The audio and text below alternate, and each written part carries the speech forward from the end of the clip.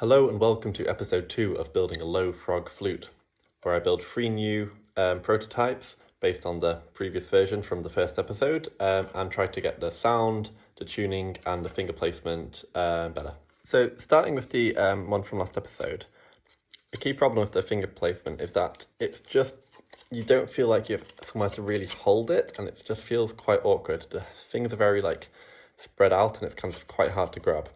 So the first thing I thought I'd try is to move these holes here to the bottom, and then they can be done with the thumb.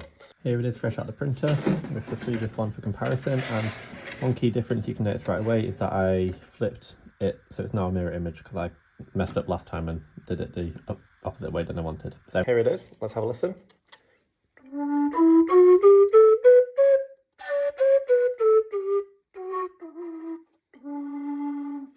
So it's sounding okay, but generally I'm finding it hard to get my fingers properly over the holes to make a good big seal. And I think the big problem is, if I'm pushing downwards with these fingers and upwards with the thumb here, it torques it and the whole thing wants to flip. So then I have to push up with my little fingers. So this still isn't the right design. So next I thought maybe I can move the holes to the side and then it feels more stable. Here's this next iteration out of the printer. You can see here there's something's gone wrong with this bottom section. So yeah, the whole thing's not going to work quite right in terms of the low tuning, but I think we should get away with that on the whole. Straight away holding it, it feels closer to what we want. It just feels a lot stabler in my hand, and I can put some pressure on each of the holes and not feel like it's rotating out of my hands. So that's good. The tuning's off because the bottom didn't print quite right, but let's have a listen.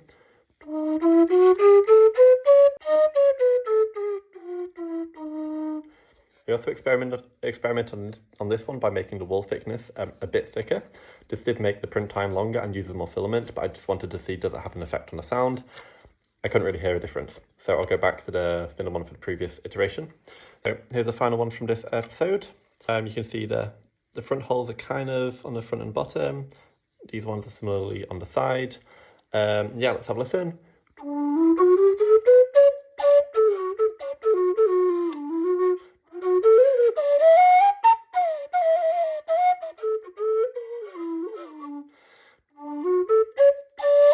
So feeling a lot more comfortable to play, and I can start to feel like I actually want to play this and play fast enough without just focusing on really closing the finger holes. My main issue is that this one finger here is at a bit of a jaunty angle, so I'll probably play around with the placement of this hole a bit to get it more comfortable, but yeah, it feels like we're getting close. So stay tuned for future episodes where we'll finish off the pipe and then build the rest of the frog around it.